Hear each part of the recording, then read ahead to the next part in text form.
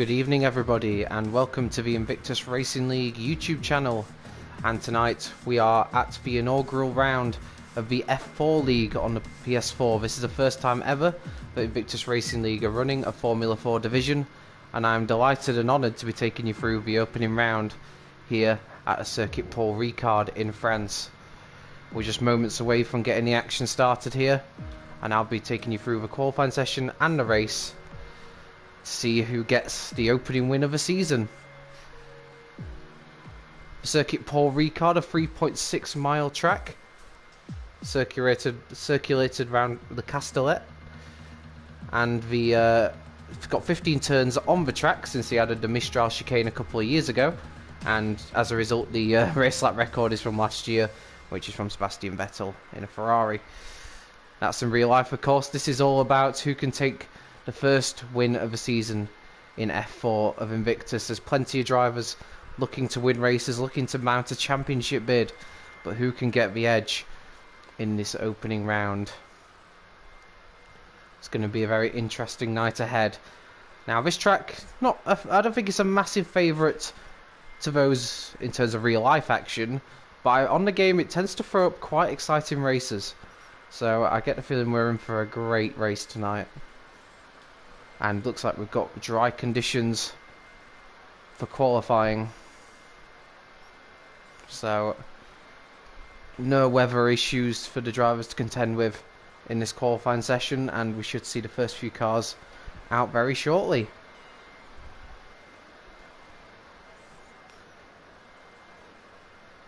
Let me know in the chat who you're backing to win this season. We've got a very competitive grid here, full of previous race winners, champions, and also a shout out to Sab as well, as he's taking part in his 100th Invictus Racing League Grand Prix tonight. So it's a massive milestone for Sab, and hopefully it's one he'll be able to celebrate with a good result.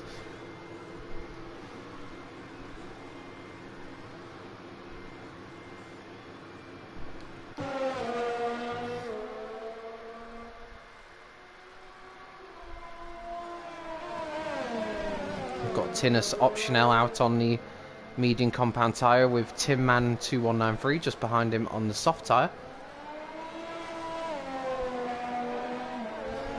First few drivers taking to this track here. Obviously lots of runoff area here, not many places you can go wrong. There's certainly no grass or gravel to catch you out, but there's still plenty of challenges to this 50 and a good variation of corners which will test the ability to set up your car at an optimum level so that you're good around all areas of the track. Tinus Optionel showed pretty well over pre-season, it has to be said. Was a bit unfortunate with quite a strange crash at Spa last week, but overall showed a lot of pace, and I expect him to be fighting in amongst the front cars, so I expect him to do very well. Tin Man on the other hand, who's just behind, I've not actually seen him drive yet, so I'm not really sure what to expect from him. We'll follow Tinus round his lap. He's about to start it, just going through the last couple of corners now.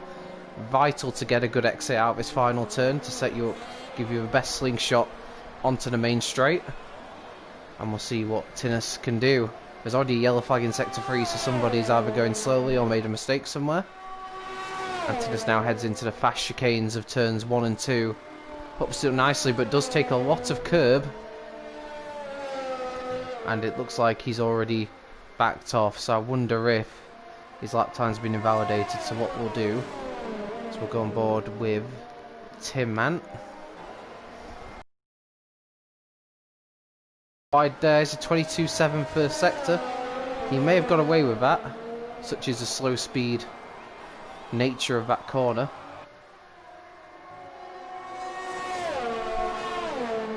We'll see, he's going down the straight now. DRS fully open, so it looks like he's still very much attacking here. Turns it into the Mistral chicane. Used to be a lot longer straight on this track until they added that chicane in. That shortened it quite significantly. And now into this absolutely flat out right-hander. Absolutely no problem in these Formula 1 cars. And now this ever tightening right-hander. It's important to get a good exit, and then you slingshot it left. A lot of long corners here, you've got to be very patient on the throttle. You don't want to take too much out of it and ruin your exits. And this looked a pretty good lap from Tin Man. Pretty neat and tidy. Through the last corner now. And onto the pit straight he goes, and Tin Man will give us our first lap time of the session. They've moved the finishing line. It's actually a lot further down the straight than it used to be on the previous game, and Tin Man does a 1:30.5. Let's have a look at... I'm going to have a look quickly at Nitrogash, see what he's doing. He's on the soft tyres, and he's about to complete a lap asynchronously. Goes quickest into the 1:29s.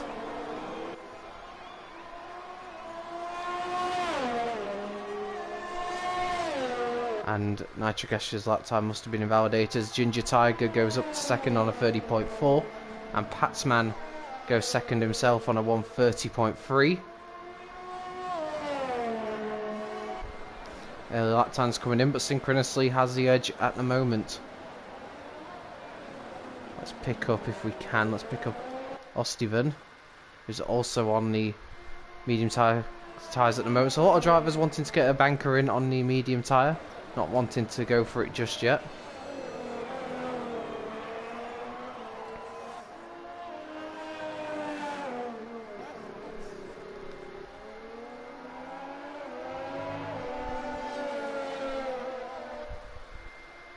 And what's Ostiven done then? So synchronously currently fastest foul for Romeo. Not surprised to see him near the front. Another driver that impressed me during pre-season with his overall pace. Ostiven doesn't look like he's pushing anymore, so I don't think this is a lap that's going to do much for him. Let's see if I can find Sab. He's done a 22.5 first sector. As I said earlier, celebrating his 100th Grand Prix in Invictus tonight, so he wants to celebrate that milestone with a good result. He's very capable of it. And this is looking like a pretty solid lap so far.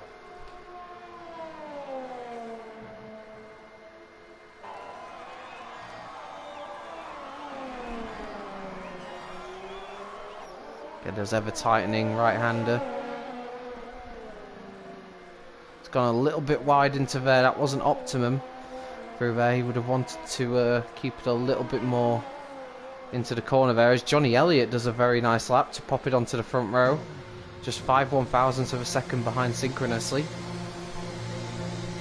And Sab returns to the pits. Have we got Spud out on a lap? If we have, I'll follow him. Looks like he might have backed off, but he might be going for another lap, so we'll just stick with this just in case.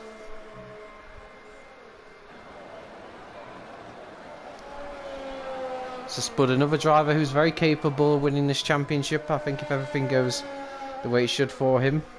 One of Spud's biggest strengths is his battling qualities. He'll never give up, he'll always fight.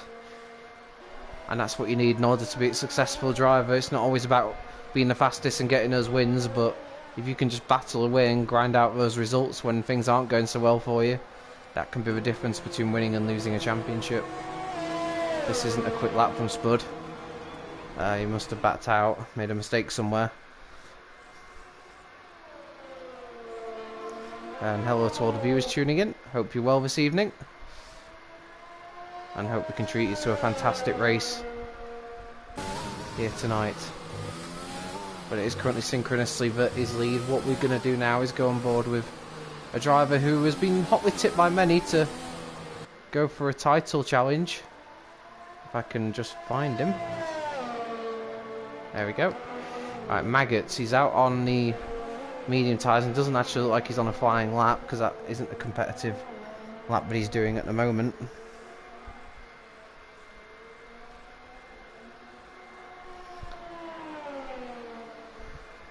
And a few drivers just taking a little while to get up to speed around this track. Of course, what we won't know coming into this is how much practice certain drivers will have done. Sometimes some people will use the early part of this qualifying as the majority of their practice, and that's not a problem. Of course, you have got quite a long session here, so plenty of time to get some laps done and then go for quali laps towards the end of the session. And that might be what Maggot's doing here. But he looks like he's going for another flying lap, so this 1:40.5 3 that he did. Yeah, invalidated, so no surprise there, but he decided to back out of the lap. And that's a great lap that's just come in from Tinus Optionel. He's gone quickest on a 1:29.0. That's some serious pace there from the AlphaTauri driver.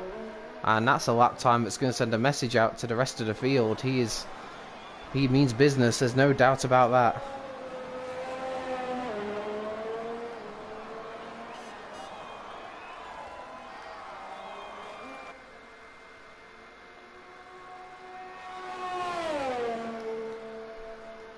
That's a fantastic lap.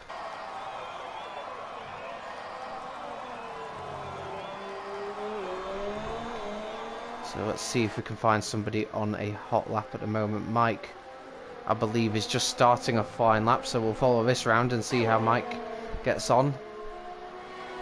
He's in the Haas, teammates with Patsman, who has already put in a decent enough lap to go 4th quickest.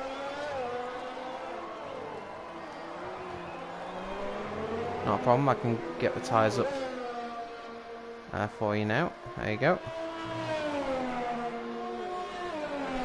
So Mike is currently on the softs. A lot of drivers, as I've said, have done their opening laps on mediums, but I imagine now most of the drivers will switch to the soft tyres. I'll put the best lap time. There we go. That'll be best to do that. What's Mike doing through the second sector? This is actually looking pretty good at the moment. This is a lap time that I think will get him quite high up the field.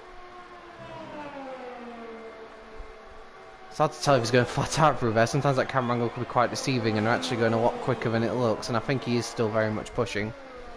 That there is no question. Johnny Elliott did his lap time on medium tyres, so that's actually a very good lap time from the Ferrari driver. A bit of support from in the chat for Sab. Said. And Mike opts to not complete the lap, so maybe he invalidated somewhere. Not too sure, but that lap will not stand as Ginger Tiger has gone up to 4th place on a 1:30.1. Let's have a look at Malc.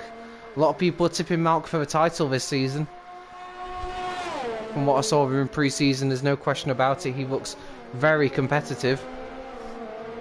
And he will be right up there, I certainly believe that.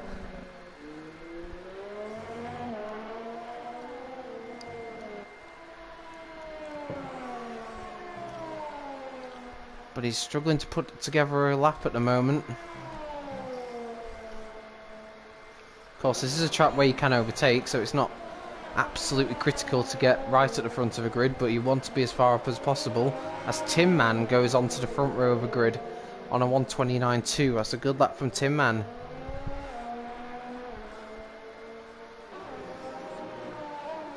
This hasn't looked like anything amazing from Malc, and he's pitting, so that lap wasn't much for him. We have got Tej on a lap. Vastly experienced racer, of course, Tej. He's been around for many years. He probably won't thank me for saying that. But I think he's in his later racing days now. He's here to have fun, and he'll want to pick up results as and where he can. I think he admits himself he's not the quickest anymore, but that won't stop him giving it everything. And I can absolutely guarantee we'll see him in plenty of battles over the course of the season. As Tej goes round the last few corners. He's currently 11th. He's definitely going to improve on that with this lap. No doubt about that. Where does Tej pop that Williams? He goes up to 7th on a 1:30.7. That's not too bad, as Ginger Tiger's also gone up to P3, so both racing points showing pretty well at the moment, it has to be said. And one driver I'll go to now is Osteven, who is improving. He has switched to the soft tyres and he's going for a quick one. Let's see what he can manage here.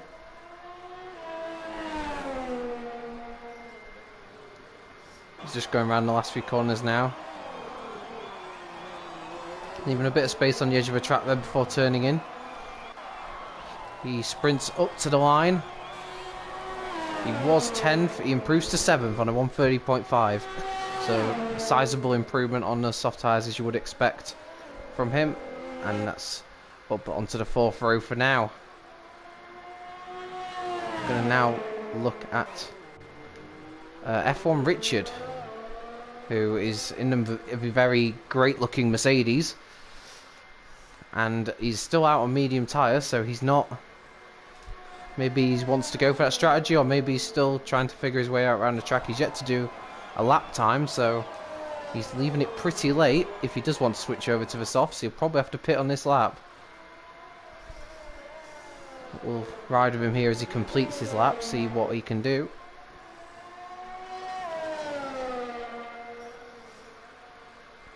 He's going to complete the lap, so he's got no intention of pitting, so he plans to, he doesn't want to qualify in softs by the looks of it. And this lap time will see him move up to 9th place on a 1:30.7, so decent effort there. He'll struggle to stay inside the top 10 now if those behind him can put together representative times, and I think there is a few drivers behind him who are much quicker than their times suggest. And another improvement from Tinus. I didn't see that pop up on the bottom of the screen. I don't know if it did or not. Apologies if it did. But Tinus has gone into the 128s now, 128.7, so he's looking incredibly fast here tonight. And, well, he's setting out his stall at the start of the season. He looks like he's going to be one to watch for the championship. Let's have a look then at Maggot, who should be on a lap, I believe. Yep, Maggot's now on the lap on the soft tyres, and he's another driver who is quietly fancied for a title push, so we'll see how Maggot gets on over the course of this lap here. Not much to do in this part of the track, just plant the throttle and prepare yourself for the next chicane. Make sure you get the braking point right, which it looks like he definitely has done. And now we'll get his end of his second sector time here. It's looking pretty quick. It's not looking incredibly fast, but it's looking pretty quick. Drivers now will be coming out for their final flying lap, so I'll be interested to see if anyone does stay in the pits. We've got 2 minutes of a session left, so if you are coming out to do a lap, you probably need to be getting a move on with it pretty sharpish. And there's Sab, who's still in the pits, who hasn't put together a lap yet. And the pole sitter as well, and Patsman's just going to the pits, so I don't think he'll be doing another lap. So that'll be it for him. What can Maggot do? He's going to massively improve from where he is, and it's enough for Maggot to go up to 4th place on a 29.7. That's a good effort from the McLaren. Got Synchronously, who's on a lap 2. He's a couple of attempts up from the middle sector, so he's on a personal best, but he's got traffic ahead of him, and I don't think those drivers are on a lap as Nitrogash finally pops in a lap. Another driver who I quietly fancy for a good season ahead, and he goes up to 3rd place. Still 8 tenths shy of what Tinus managed though, so he's got some serious pace in that AlphaTauri, and Synchronously's pitting, so that's his qualifying session over. He won't be going any faster than that. Neither will Tinus, but he might not need to. Let's see. Who have we got then on a lap then? We've got Ginger Tiger, who's just going around the 1st sector now. Is he on a personal best? He is indeed. He's a 10th up, so we're going to stick with Ginger Tiger here in the racing point as he looks to push himself further up the grid. As I said, Racing Point have had a very impressive start here on the early parts of qualifying. Not two drivers that I'm too familiar with, it has to be said, but both of them showing very good pace here. Few drivers still on their outlaps. They've only got 17 seconds to cross the line, so if they do want to get a lap in, they're going to have to do it soon, as Maggot did another lap on his set of soft tyres and goes up to 3rd on a 29.5, so improved further, but he will have slightly older softs that he'll have to start on. We'll see if that works out for him. Cryptox has gone up to 8th place on a 30.2. And now, if you're on a lap, you can complete it. This is it. Do or die for these drivers in qualifying. The last few stages. Ginger Tiger was in 5th. Does he improve? He does. He goes up to 4th on a 29.5. It's a good effort from him. The driver I want to keep an eye on here is Malc, because This is not a driver. In fact, he has done his lap. He's gone 14th only. He's on mediums, but that's still slightly surprising. I would have expected a bit better from him. Let's go with Johnny Elliott, who is on softs and is massively improving. I tell you what, this could be good enough potentially to challenge Tinnis for pole position. We're going to definitely keep an eye on this lap. Johnny Elliott's shown good pace on the mediums, and he's about to translate that to the softer compound. And could he be about to take pole position? Mileham, out of nowhere, has gone up to third for McLaren. But Johnny Elliott has got a 28.7 to beat. Can he do it? Yes, he can. He does a 28.7 as well, but it's 3/100ths of a second faster than Tinnis, and Johnny Elliott has snatched pole position right at the last. Have we got Osteven on a lap, I wonder? No, he's pitting. So that was the only other driver left on a lap, but it's his teammate Johnny Elliott who's taken a quite brilliant pole position here. Right at the end there, showing nerves of steel to pull that lap out of the bag when it mattered the most. And that's a stunning effort from Johnny Elliott to take a well-deserved pole position. Him and Tinnis look very, very fast indeed. Tim Man in third, we've got Mileham in fourth, Maggot fifth, Ginger Tiger 6th, Nitrogash 7th, and the top 10 completed by Synchronously. Mike, who did his lap on mediums, so could be one to watch out for, and Cryptox. Tej took 11th in the end. Patsman 12th, Spud in 13th, Osteven 14th, Richard in 15th, Malc only 16th. That's a bit disappointing, I'm not going to lie. I thought he'd do a lot better than that. And Sab, who didn't actually complete a lap in his 100th qualifying session.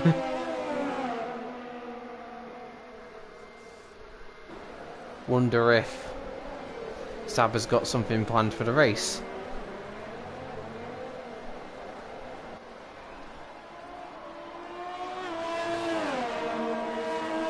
Someone asking why they're going for softs though. Is track position really worth sacrificing a strategy? Well, of course, got to consider there is maybe the optimal strategy does involve starting on mediums, but you've also got to consider the prospect there could be safety cars. Safety cars can truly mess with a strategy, and maybe the drivers starting on softs are banking on that happening, because once, like I say, once safety cars get involved, the normal strategy goes right out the window. So there will be a few drivers starting on mediums though. There's even the driver in the top 10 opting for that. So it will be interesting to see how the strategies pay out. But for now, it's Johnny Elliott who takes pole position for our season opener in France, the first ever Invictus Racing League F4 race. He will go down in history books as the first ever Invictus F4 pole sitter, and congratulations to him for that. But all he'll care about is converting it into a race win, and we'll find out shortly if he can manage that.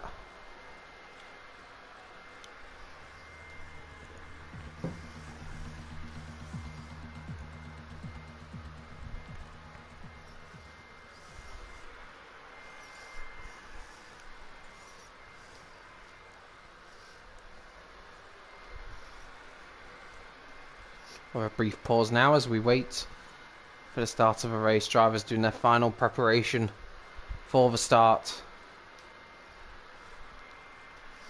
Nerves will be jangling, I'm sure. It's been a long off season for some of these guys. You know, some of them may be feeling a little bit race rusty, but all the talking stops, all the practice is done. This is where it matters, here and now. This is where they've got to make it count. And we've got 17 drivers on the grid looking to do just that.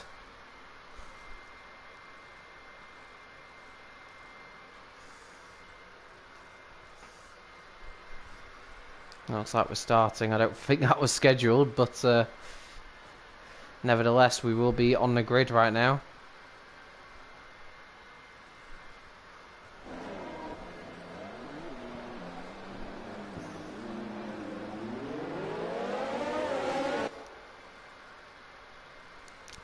Alright, so let's have a look then at the strategies outside the top 10. As expected, nobody outside the top 10 has opted to start on the soft compound tyres.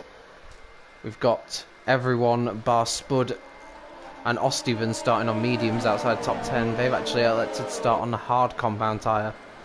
So a few different strategies there, and well, we've got different strategies throughout the field in terms of tyres to start on, so it'll be interesting to see how things play out. I think Mike in 9th will be in a really good position in regards to strategy. Managing to qualify inside the top 10 on mediums could be absolutely key for his race. We shall see. Drivers just warming their tyres up, getting them into operating window. They want to get off the line as well as possible. Obviously, in theory, those on softs will have a little better launch off the line. That's just the way it is. But of course, what you have to remember is you cannot win the race on lap 1, turn 1, but you can absolutely lose it. Got a long race ahead of us, and I'm sure these drivers know that. There's plenty of experience on this field. They'll know what it takes to how to get through a 50% race.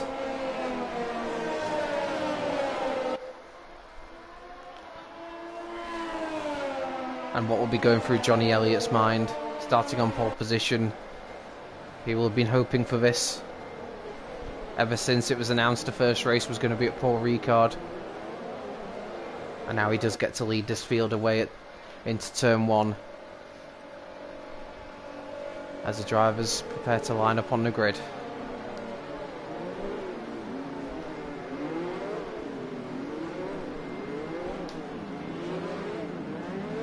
Some support for Johnny Elliott in the chat, saying Johnny for the win, so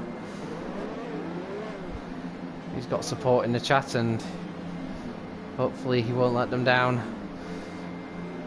as the final few cars line up on the grid.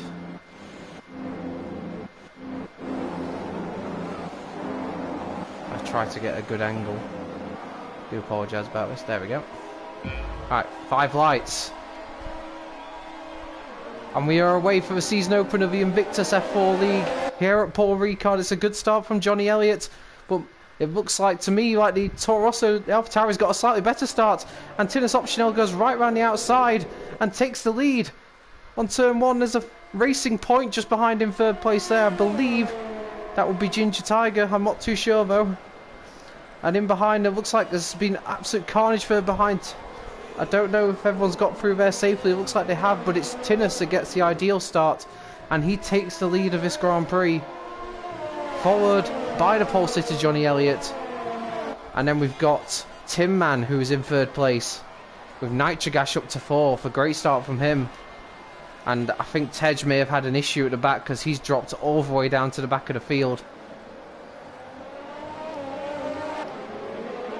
We've got Cryptox here, who's made his move past Ginger Tiger up to 7th place. And in fact, it's very close back at the front, so we're just going to quickly switch back to that. Looks like Johnny Elliott was very close to the back of Tinus. He is, but he's gone a bit wide there, and that will lose him just that little bit of ground, and he gained up. As don't know if Ginger Tiger's got an issue further back, or if that's just a timing glitch, but Ginger Tiger seems to be dropping through the field, so I hope that's not the case. But if so, that's not the start he would have wanted. And let's just go further down the field. Let's go with Mike. Currently in 8th place. He's had the start that he would have wanted on those medium tyres. He's actually gained a place. And that's perfect. And Ginger Tiger, yeah, he must have had an issue because he's coming to the pits. And he's actually got a penalty for speeding in the pit lane, so not the start to his season that he would have wanted. And we're now going to go with Mileham, who's all over the back of Nitrogash. He lost that place at the start, and he'll be desperate to gain it back again. Nitrogash has already lost quite a bit of ground to the cars in front of him, and he's got both McLarens wanting to make a move. Yeah, it looks like Tej lost out at the start, but it doesn't look like he's got damage. Oh, and Nitrogash is out! Well, I don't know what happened to Nitrogash there, but he's out of the race and we have a safety car. Well, that's utterly bizarre.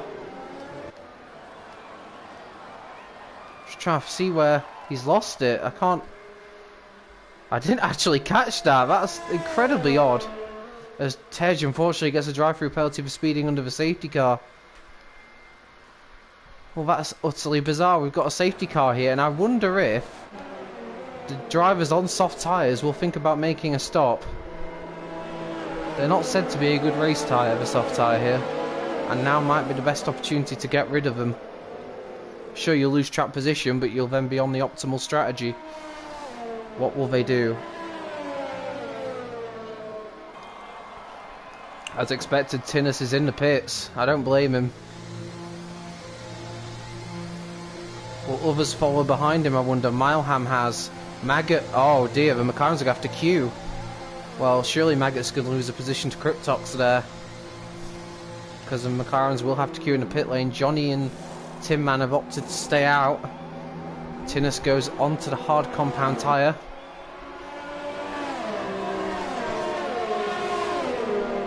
I've got a lot of drivers in the pits as well, so not just those that started on softs, there's a few that didn't start on softs that have opted to pit as well. The likes of Spud, Synchronously, Tej have all gone in the pits. So interesting strategies there, not what I would expect from those further down the field. But we'll go back on board. We'll go back with the race leader. Johnny Elliott, we're on lap 3. It's been quite a lively start, and a real shame for Nitrogash that his race ended just so quickly. An unusual place to lose the car. Unfortunately, I didn't quite catch the collision, if there was one, or if he just lost it on his own. But they're under safety car conditions now. Let's try and clear that stricken Red Bull.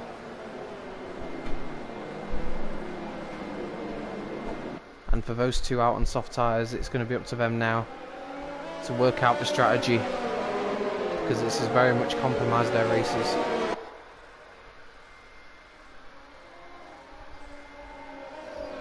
So we're on lap 3 then. Let's have a look quickly then at the positions gained off the start. So F1 Richards gained 10 places off the start. Malc and Sab have gained 9 each. Patsman and Ostivan have gained 8. And Mike's gained 6. So there's been some big winners off the start. And of course Mike started on those medium tyres. So he's effectively, I'd say, the race leader at the moment. This race couldn't have worked out much better for him so far. But there is a long way to go, and we don't know how many more safety cars we'll have and what else can unfold in the rest of this race. So a long way to go, but these two out on soft tyres, they're going to be under massive pressure come the restart, I'd imagine.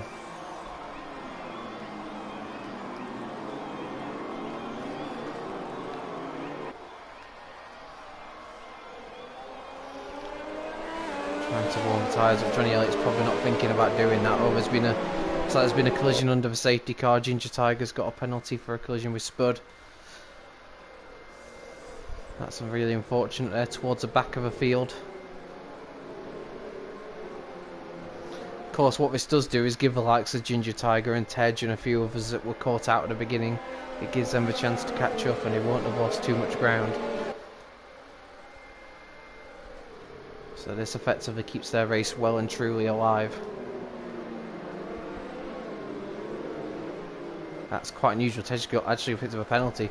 He's actually still catching up the safety car though, so that could be why. I imagine we'll see the safety car pit at the end of this lap. Tej is now caught up to the back of the snake.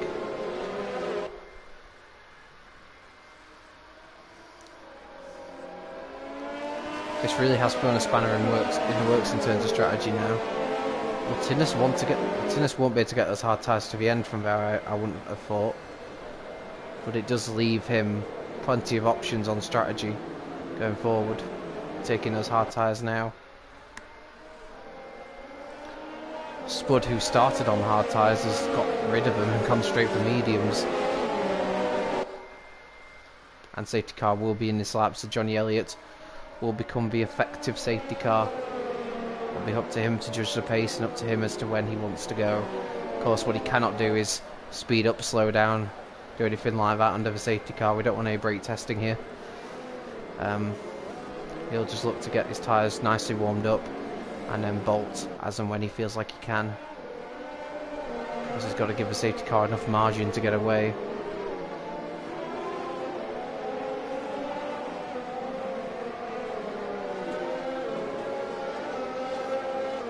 The safety car's still not that much further up the road, it has to be said. It's taking a long time to peel in, and that's kind of affecting when Johnny Elliott can actually put the foot down. But he goes now. So the race is back underway then. Oh, bit of a slide out from Mike out the exit the final corner as he tries desperately to get power down. Spud's in the pits, so I wonder if he caught damage with some contact with Ginger Tiger from earlier. Gone board with Mike already. Johnny Elliott's pulled up a gap on Tin Man, and Patsman is looking over the back of his Haas teammate. Is he going to try down the inside? This would be a brave move if he could do it, Owen! Patsman, I think, did go for it, but he's gone right across the runoff area and he's handed the position back to Mike, has he? Well, either that or Mike's shoved his way past. Either way, I don't think it was a legal overtake, so Patsman slots back in, and further behind we've got, that's Malc, I believe, that is right behind Osterman, and Malc's into the wall and out! Oh, what a disaster for Red Bull! Inside just 5 laps, both cars are out! I'm absolutely stunned. Looks like there was contact between him and Ostivan, and Malc's race is absolutely over, and that's a real shame for him. And Sab looks like he's going for a move, is he? Down the inside? No, he thinks better of it. Oh, we've got another safety car. We've got another safety car, so a second safety car in the space of just a few laps. And it's for both Red Bulls, an absolute disaster there. Christian Horner will be absolutely gutted with that. Things could not have gone worse for him. Malc and Nitrogash considered 2 of the firm favourites to win the title, and their opening round of the season's over inside just 5 laps.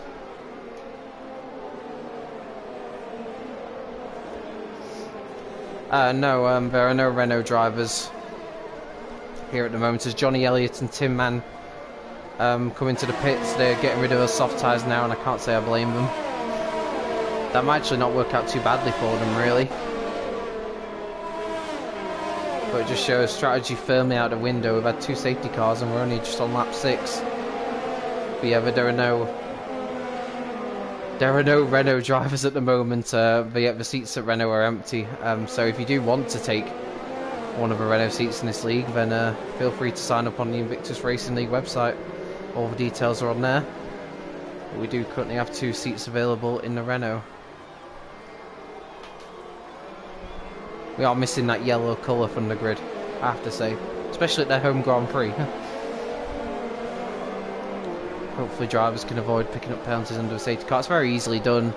You know, it's easy to point fingers and whatnot under a safety car, but it's very easily done. Especially when you have so many safety cars, keeping focus is quite tricky.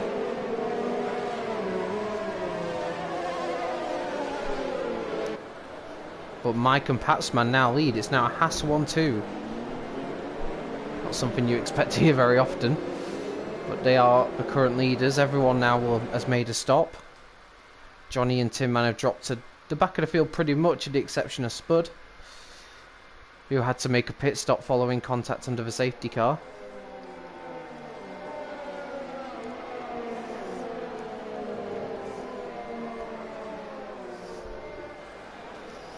And I think nearly all drivers now in this field will look to get away with just having the one more stop in this race. But it's all very dependent on what happens with safety cars. Like I say, we're already on our 2nd safety car of the race, so can't rule it out. Real shame for those 2 Red Bulls though. Like I said, they're going to have some catching up to do to keep their title bid alive going forward. Of course, we're at the Red Bull Ring next week in Austria. A very different sort of circuit to this. And they'll look to make amends there. I don't know if there was any blame apportioned to what happened to Malc, but it looks like there was contact between him and Ostivan. I'd have to see both their perspectives really to get a clear view on what happened.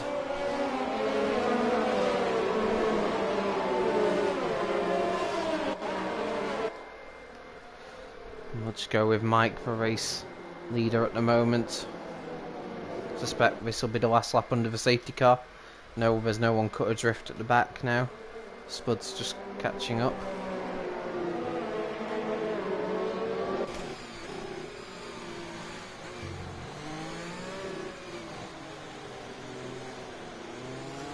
Of course, Mike's been around a long time. You know, I don't think he'll feel that much pressure being in this situation. having your teammate behind him. I do feel like that gives you that certain added level of security, knowing that, you know, you've got someone behind you. Or, you know, I'm not saying they won't try to overtake you, but I feel like when you're racing against your teammate, you do give them that little bit more room than you would give anybody else. You know, at the end of the day, the key to winning a constructors battle is definitely to not take each other out. So they'll be smart enough to know that.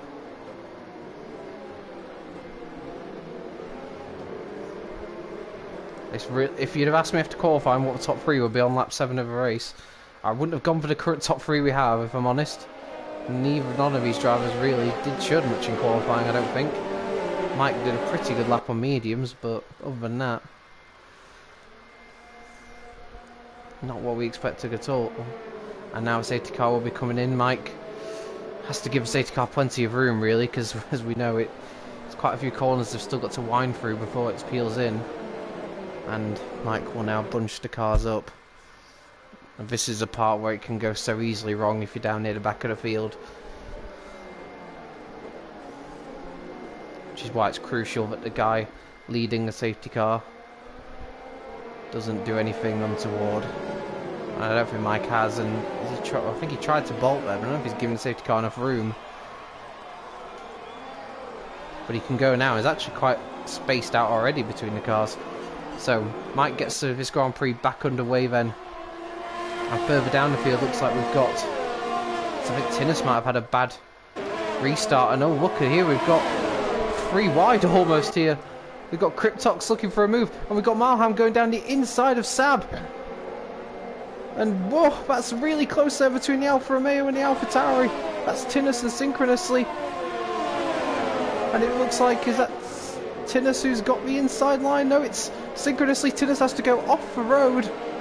He rejoins in a reasonably safe manner, but could lose a position to the other Alfa Romeo with just lots in between them again. That was far too close for comfort. And we got a spinner there. Maggot has spun. Oh, a disaster for him. Not what he would have wanted at all. Now we'll go with Sab, because it looks like Sab is right behind us, Stephen, for P4. We saw the drama further down the field then. Sab is right in the slipstream of a Ferrari. Is he going to try and move into here? He thinks better of it. There's 2 cars going side by side further down. That's Johnny Elliott and Ginger Tiger. I think Johnny Elliott had to back out of that in the end. But Sab looking to make a move here on Ostiven, of course, is on the hard tyres, so should be slower at the restart. Those hard tyres can take a little while to get up to temperature.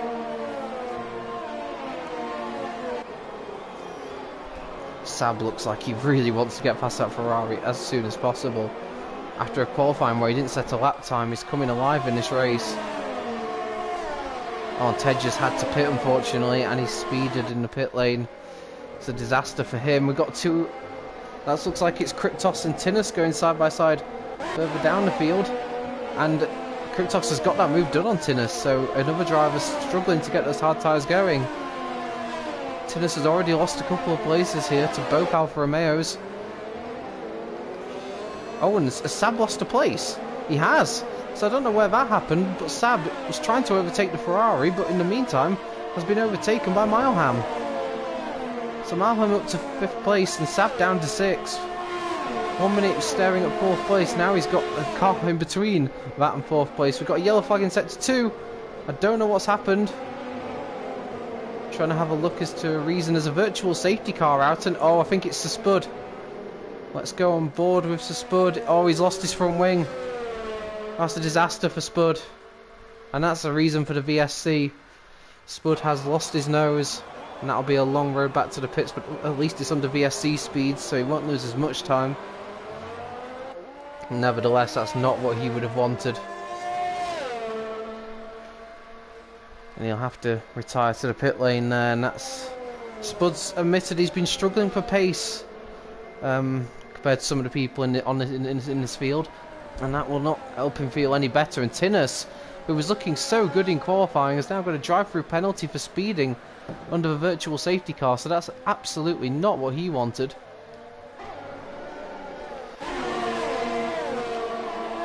And here we are back on board with the battle For fourth place, Ostiven's still got quite a queue of cars behind him at the moment.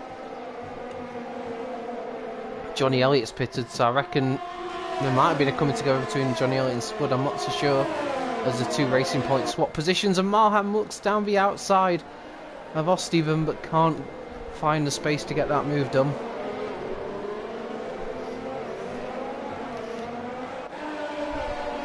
And it's quite close between the two Hasses up front as well. Patsman just behind Mike and looking pretty threatening. So I'm going to go on board with this battle for the lead. Is Patsman going to go for it? He thinks better of it, and again, that's what I was saying earlier. Maybe if that hadn't been his teammate, he would have been a little bit more aggressive there. But he didn't want to take a risk against his teammate, especially not with the position they're both in at the moment.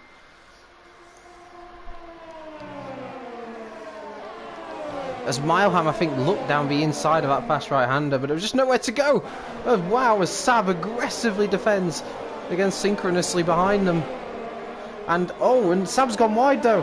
And that gives the place to synchronously just a few corners after Sab didn't look like he wanted to give it up. So, in the end, made the move quite easy for him in the end, despite so aggressive defending as Mileham shoves his way past. That's a very unique overtake if he's managed to pull that off. They're still side by side, but Mileham's made it stick. That's a fantastic overtake. That's not a place you expect to see a car go past, but fair play, Mileham made it work for him, and Tinnis pits, so he must have damage, and his race is just only had a drive-through penalty, of course. I almost forgot that. But yeah, he's got a drive-through penalty, and that'll be him serving that right now. And we've got synchronously right on the back of Ostiven now. As I said, those on hard tyres just don't look to have much pace at this stage.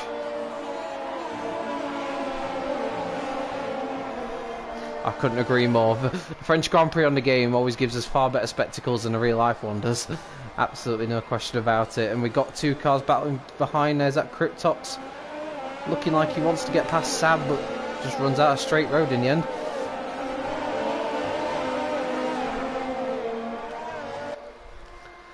Like I said, this train of cars behind Ostiven really is just showing how much those hard tyres are struggling. Looks like the mediums is definitely the best race tyre at the moment. And those on them will look to do another stint on them, I reckon. Assuming they haven't already used a set of them previously. There's two sets on them, two stints on the mediums, maybe the best way to do this race. We've got a yellow flag in Sector 2, I don't know what that's about. Just trying to see if I can figure out, is it Spud? That's Tinnis. I think it's Tinnis. What's happened to Tinnis? Tinnis has had an issue somewhere, he's lost a lot of time. But further up the field we've got Synchronously, who's made the move stick on Ostiven, and Synchronously up into 5th place, and he's driving a good race at the moment. Both Alfa Romeos looking particularly racy, as Cryptox still looks for a way past Sab. Sab unfortunately has picked up a penalty, and Mike is actually starting to pull away from Patsman, and Patsman must have made an error somewhere because he's falling into the clutches of Richard behind him. So I don't know if there was a mistake there, but we'll go on board with Richard because he may be in a position here to take P2. The Mercedes looks down the inside but thinks better of it.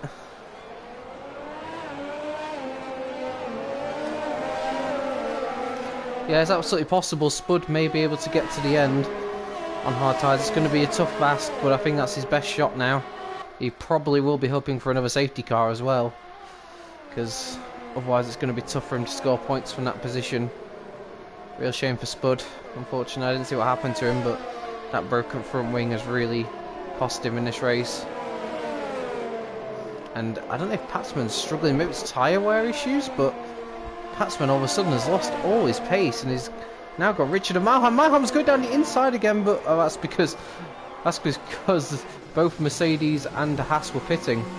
So Patsman and Richard pit, and that's unusual. I don't know if Richard intended to pit as well, but I don't see how pitting on the same lap's ultimately going to work out for him. He goes onto the hard tyres, and that'll be till the end of a race now.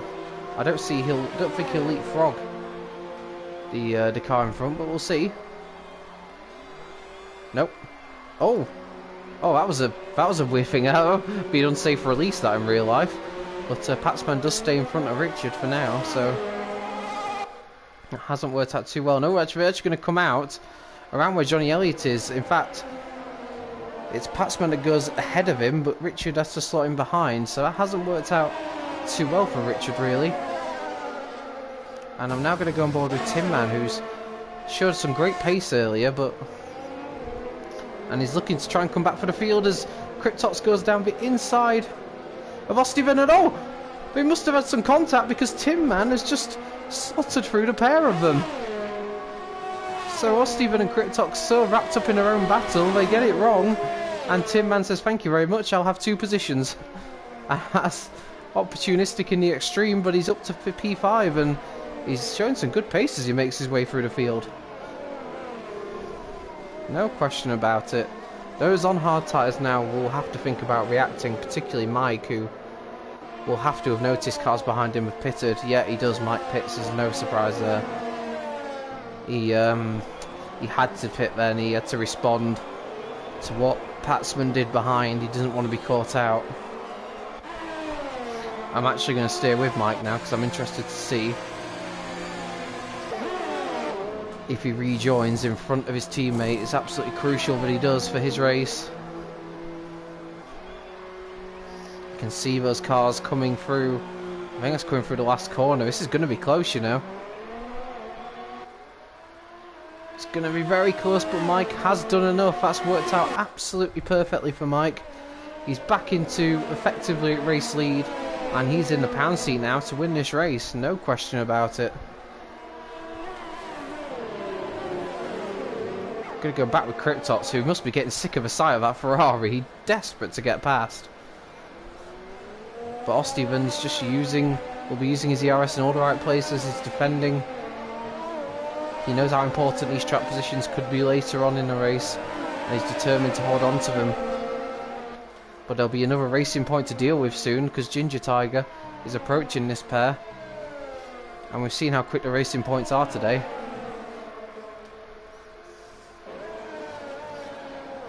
Oh, and that's a very wide line, and Cryptox had just gifted the position to Ginger Tiger.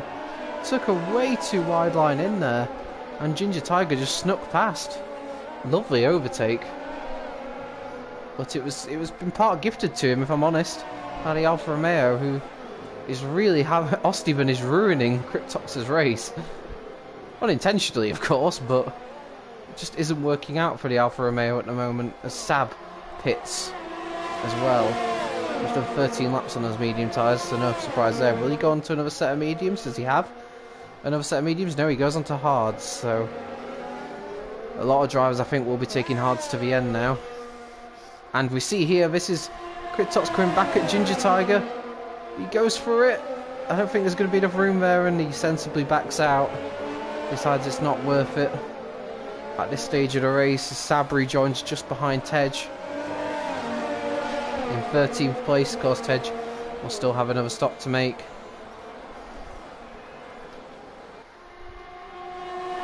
And Cryptox, well, Cryptox got a great run on Ginger Tiger here. In fact, not really close to Ostiven, but because Ginger Tiger also has DRS, there was no way through for the Alfa Romeo, who actually looks like he's kind of backing off the cars in front of him a bit. Maybe he's had enough of battling and just wants to bring a car home. Hopefully not. I think we want to see his drivers fight to the end, but maybe he's decided that's not the battle for him, and he maybe take a breather and come back later on.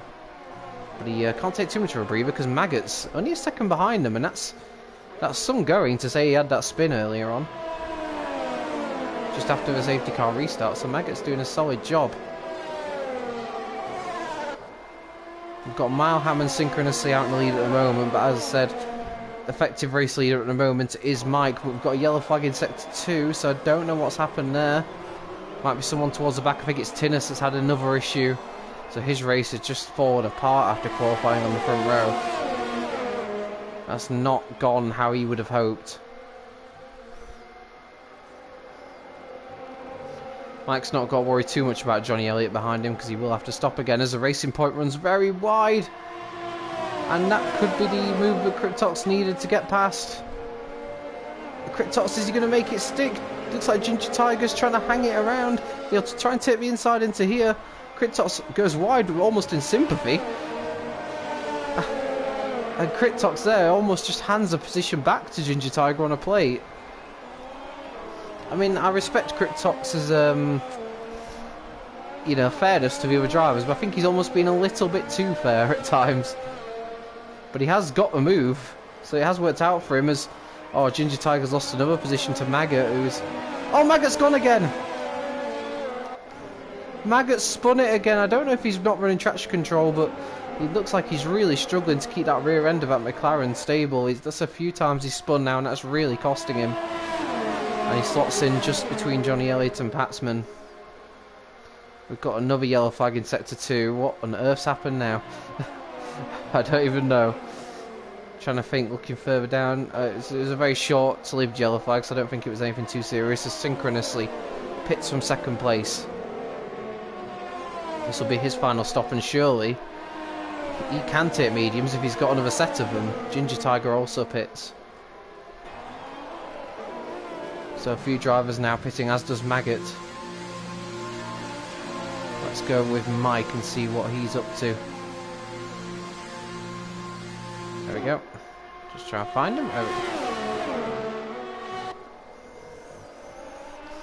Yeah, I would guess that Maggot's learning to drive out traction control, because it looks like someone who's pretty new to it and is still getting up to speed. Fair credit to him for doing so, because like I said, that's definitely a challenge, and I massive respect him for doing it. And he's still running pretty well. His pace is good. He's just about ironing out those mistakes, but I'm sure it'll come. The more he uses those that assist. Mike has got Johnny Elliott very close to the back of him here. He doesn't need to fight this position in the larger context of a race, but you know, he may consider in the back of his mind, what if there's another safety car? This position could be absolutely crucial.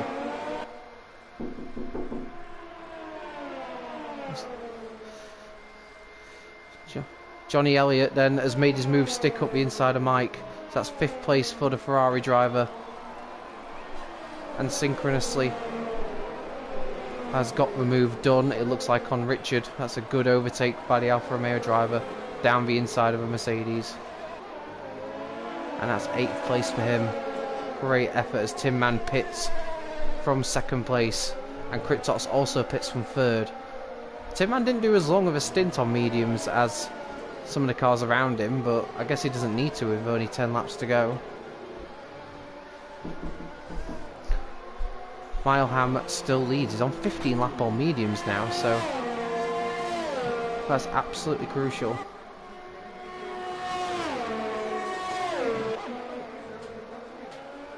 And Critox is onto another set of mediums, as is Tin Man, so it's definitely worked out doing that longer stint for those drivers, and they're out on medium tyres now, and that means they can push a lot harder than those around them.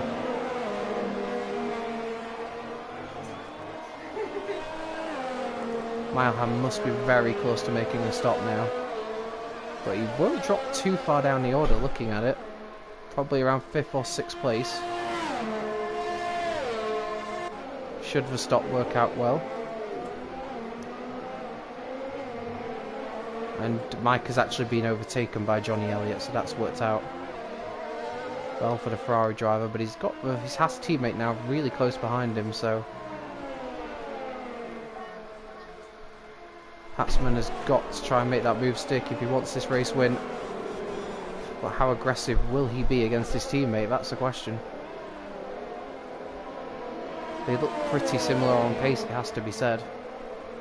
And they are, of course, going to be catching up O'Steven, who must be nearing a stop. He's done 17 laps now on those hard tyres. And has he pitted now? Yes, he has. No surprise there.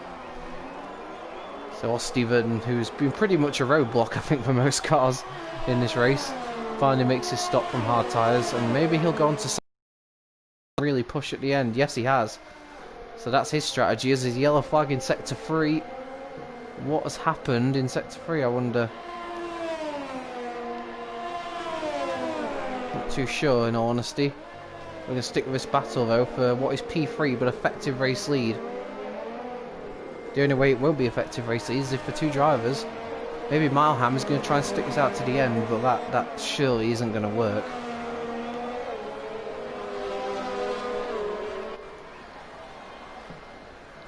Patsman's right in the DRS zone here of his teammate. Is he going to try and move? Oh, he's going down the inside, is he? Oh, they've collided!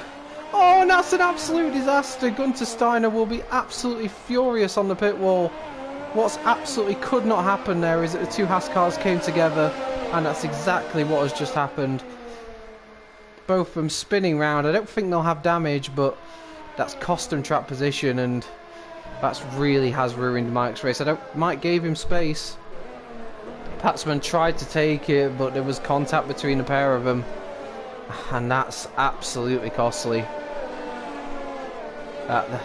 There'll be some words spoken in the Haas garage.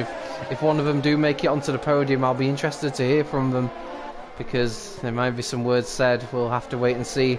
Milham does make his stop onto soft tyres, so he's going to be very quick at the end of this race. And there's no ruling him out of the race win yet either, because I think he'll rejoin quite far up the pack. We'll have to wait and see.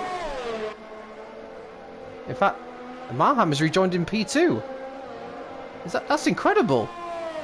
Well, Milham surely now is a favourite to win this race. He's out on soft tyres, which should get to the end from there. He's rejoined in second place. Johnny Elliott's the only car ahead of him, and he has to stop again. There's no way he's going to be able to get those medium tyres to the end. And even if he can, I think Milham will be a sitting duck against Milham. So Milham's quietly gone about his business, and now he's the favourite to win this race. That's absolutely incredible. I was wondering as to why he was staying out so long on mediums, but it all makes perfect sense now, and he didn't look to have bad pace. Even when those medium tyres were going off, he was still doing good laps, and that ultimately has put him in pole position to win this Grand Prix. Absolutely fantastic. I've got to say, fair play, I did not see that coming. But Milham has judged this race to perfection. We've got Cryptox here, who's on the back of Sab. This is for P9. Sab will be hoping for points in his 100th IRL race. I mean, he's going to gain one position for sure, because Tej will also have to make another stop. He's done 17 laps now on those medium tyres, and I imagine we'll see Tej probably in the pits anytime now. As for Mike, he's dropped back, and naturally Richard's all over the back of Patsman now, so I think now, looking at it, we've got our top three now is Milham, Synchronously and Tinman. Completely not the top three you would have expected. Mike and Patsman were in such control of this race, but they've thrown it away. Cryptox is going down the inside of Sab into T1. Sab tries to hang it out. They both give each other plenty of room. It's great racing between the pair of them. And Sab actually keeps hold of a place. That was some great defending. He looks like he'd lost that place, but he fought hard to keep hold of it. And they're now fighting over 8th because Tej has made his final stop of the race for soft tyres. Well, this race has been full of drama. We've seen the two Red Bulls go out in dramatic fashion. We've seen the two Haas teammates come to blows and potentially cost themselves a 1-2. We've seen drama throughout the field, and drivers that we didn't expect to do well, or maybe didn't put as like title contenders, are doing superbly, and drivers that we backed for the title, it's all gone wrong for them.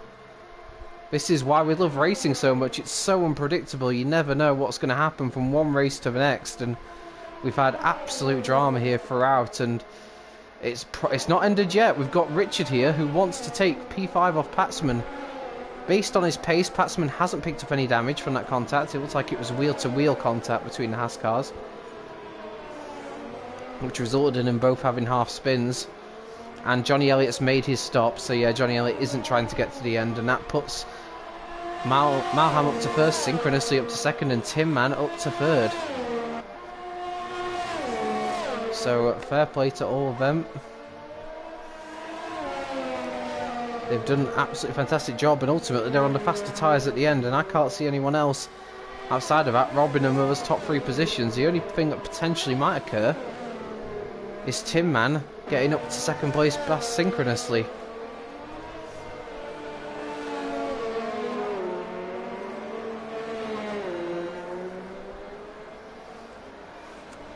We'll see. Cam Richard will be desperate to get that P4 off Patsman. And Mike's not too far behind him either. Probably Goodsteiner will be desperate for those Haas cars probably not to be near each other for the rest of the race.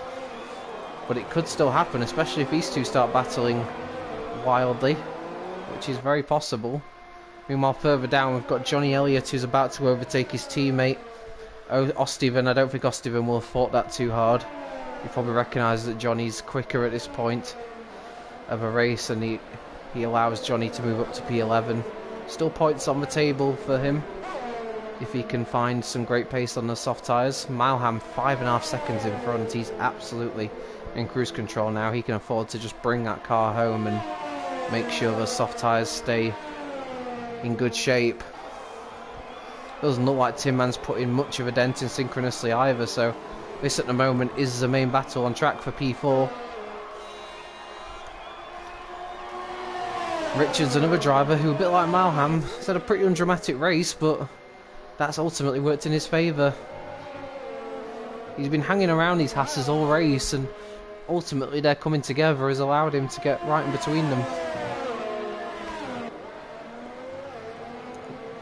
He just needs to try and find a way to make a move. The problem is sometimes when you have races where you don't have much overtaking to do and you are just sitting behind cars, it's very easy to fall into that pattern, and you're almost unsure as to when to make a move.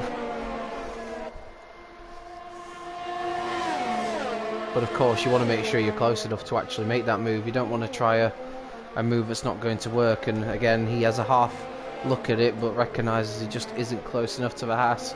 Maybe trying to pressure him into a mistake. But he's a lot closer out there. He's got a much better exit. There's not really much you can do with it into here though. It's pretty much single file unless you're alongside. Is he going to try a cheeky move up the inside here? No, I think Patsman sort of half covered that just in case. Further down, Cryptops has made his way up to 7th past Sab, and Johnny Elliott has made his way up to 10th past Ginger Tiger as Johnny Elliott desperately tries to salvage a few points from this race. Strategy just hasn't quite worked out for him ultimately.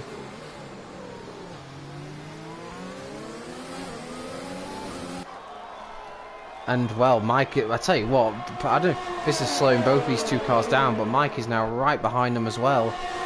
So this is a 3-car battle for 4th place, and well, whether Gunter likes it or not, the two Haas cars are right next to each other once again, and he'll be praying that they can keep it clean this time.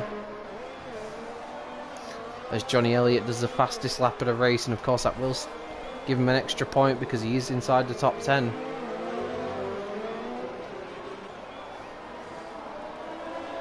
As Tinnis makes a move further down the field for 14th on Spud. It's not really been either of theirs races tonight. I'm sure they'll be back better than ever in Austria, but it just hasn't worked out for them today. We saw Spud without a front wing. We saw Tinnis having various dramas to it. Tinnis in particular showed stunning pace, but for one reason or another his race just hasn't gone to plan. And oh, Mike there looking for a little move inside of Richard, but he's not quite close enough. Oh, but Richard's gone wide, and that surely will give a move for Mike. It will. Richard just went too wide there. Maybe got caught on the marbles slightly. And Mike is up to 5th place, and well, oh, this could be deja vu again, but this time it's Mike behind his teammate, and he will want that 4th place back. How hard will these two fight each other? I wonder if there's been any conversation over the team radio. You know, we don't want this to end in tears, guys. Got to bring it home. They're still in good points positions. They do not want to throw that away. Further down the field, we're going to have a quick look as well at Johnny Elliott, who I think is about to make a move on Maggot for 9th place. I don't think Maggot will defend this too much. He's on fresher tyres, better tyres, and yeah, Johnny Elliott makes his way nicely up into 9th place, and he can try and set off after the two ahead, but it might be a bridge too far, that gap, but we'll see. You never know. Back with Richard. Mike sort of dropped off his teammate a little bit on this lap, but that DRS assistance he's got will help keep the Mercedes behind him.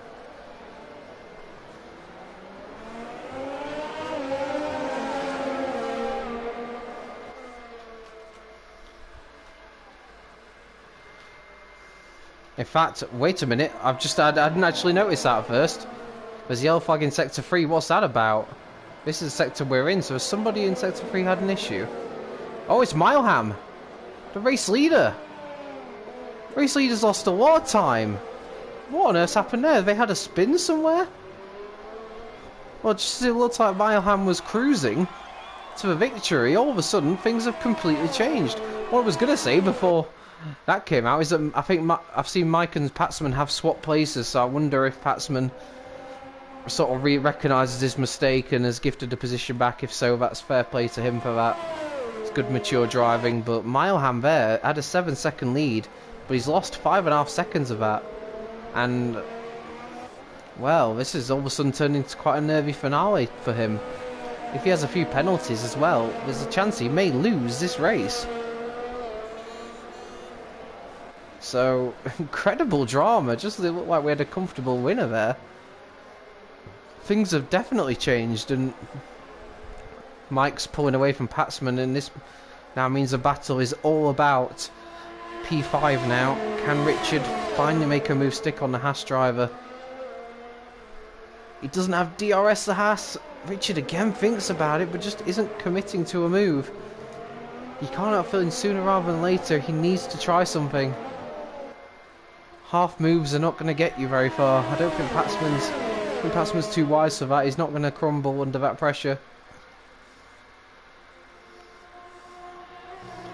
But Mike back up to 4th and 5th for the Haas cars. It's probably not what they should be, but ultimately it's still very good points. But Richard will do his best to try and split the Haas if he possibly can. But further down we've also got Johnny Elliott, who has actually managed to catch up to Sab very, very quickly indeed. I didn't think he'd be able to catch them. We're on to the final lap of the race now, as Mileham has built up his gap again, so he looks fairly secure to take the win on track. Whether penalties will change the eventual order is another question, of course. Oh, and Sab, I don't know if you know Johnny Elliott was there, but he was almost trying to squeeze him, but he had to give Johnny Elliott room in the end, and Johnny takes P8. It's a good recovery in the end from him, and there's still a chance he could get Cryptox on this last lap as well. So Johnny's charge through the field isn't over just yet. He'll be desperate to try and get P7 now as well. So we're just going to stay with him. He'll have DRS here on the Alfa Romeo. He might not be close enough here, but a good enough exit out the Minstrel chicane. Could see him attempt to move into the fast right-hander. Let's see, under braking, he's close. He's very close, in fact. I'll tell you what, this could be an excellent opportunity for him. He'll be desperate to get P7. He'll surely go for something. He's right in the slipstream of the Alfa Romeo. Has the Alfa Romeo got any defence here? This isn't the easy sector to try and overtake from, but he'll give it a go. Oh, he can't quite make it stick. I'm going to have to switch to the race leader. Mileham comes around the far corner to win the opening race of the IRL F4 League here at Paul Ricard. And it's Tim Man who takes second on penalties ahead of Synchronously. We've got Johnny Elliott, who I think has made the move stick. Has he? No, he hasn't. In fact, he's nearly going to lose a place to Sab. Across the line. What's the finishing order? Mike takes 4th, Richard 5th, Patsman takes 6th, Maggot 7th. We've got Johnny in 8th, Kritos 9th, and Sab does get a solitary point in 10th. Ginger Tiger unfortunately finishes outside the points in 11th. Although I think Osteven might actually take that from him. He does indeed. So Osteven will take 11th place. Will Tej manage to get 12th? No, Tinnis actually gets 12th. It's Ginger in 13th, Tej in 14th, and Spud in 15th. With, of course, the 2 Red Bulls of Malc and Nitrogash, the only non-finishers. A massive well done to Mileham there. He managed to hold his nerve despite that problem he had a few laps before the end. Cut his lead pretty much by 5 seconds almost. And he just edges it on penalties ahead of Tim Man, who moves up to second on penalties. And synchronously, well done to him as well, getting 3rd place. All the top 3 deserve a lot of credit there, because this was a race that strategy was thrown up in the air thanks to safety cars, and those three held their nerve more than most, and they got the rewards at the end of it.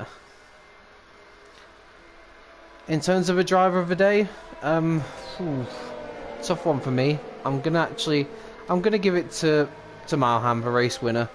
I know it's a cop-out going for the winner, I suppose, but no, I think he did a fantastic job on strategy. He really called it right, and he had great pace on old medium tyres, which I think is what ultimately won him the race. So yeah, Malham deserves that. Tin Man did a brilliant job as well, getting second for Racing Point. He would have been up there in my thinking as well, but now I'm going to give it to Malham, the race winner. Thought he was absolutely superb, and fully deserving of the maximum points there.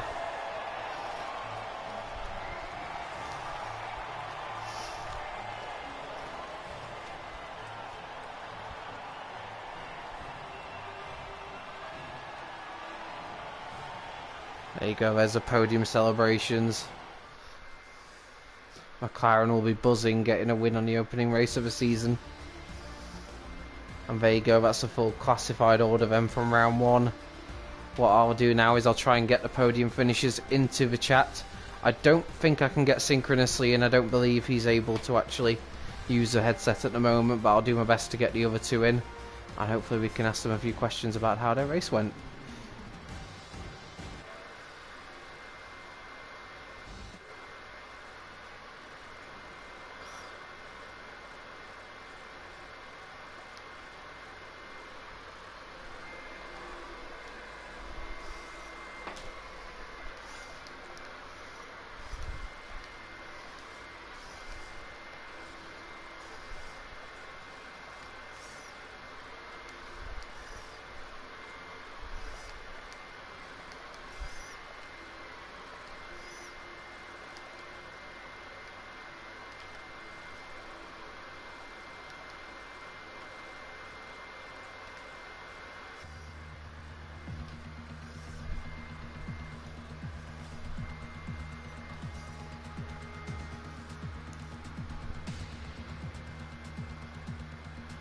Give me 1 minute while I try and get the podium finishes into the chat. What a fantastic race to open up the season, I have to say. Plenty of excitement throughout.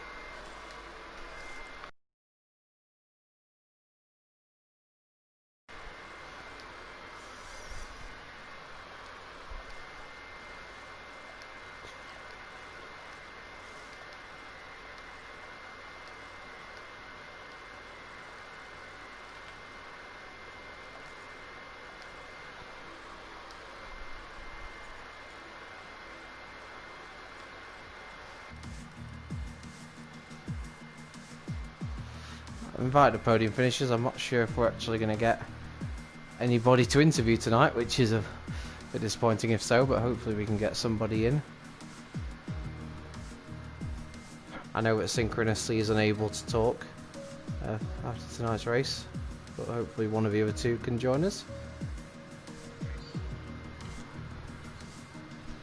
Okay, we've got somebody in, so if you just make sure that it's set to always share your voice, should be. Awesome. I think you're the only one actually in here, because I don't think Synchronously can talk, and unfortunately Malham hasn't joined us. So let's get straight into the questions with you then. Second place for you in your debut race here in the F4 League. How did the race go for you? How are you feeling after that? Good. Wasn't really expecting to be anywhere near the podium, but was good finish, so you know, it's not too bad. How did the safety cars affect your race? Did it throw your strategy up in the air, or did you? Yeah, I was going to be running with a soft, medium, soft strategy, but that quickly went out the window when the two safety cars happened in quick succession. Looking back on it, I probably should have pitted for the first safety car, because I did have a lot of wear on my softs then, but luckily the second safety car came along and helped me there. Didn't actually see much of you in the race. There was a lot going on, of course. Did you have a lot of overtaking to do in the end, or was it quite a lonely race?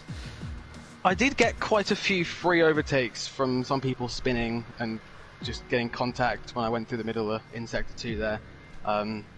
So I did overtake a few people, but it was mostly free overtakes, to be honest.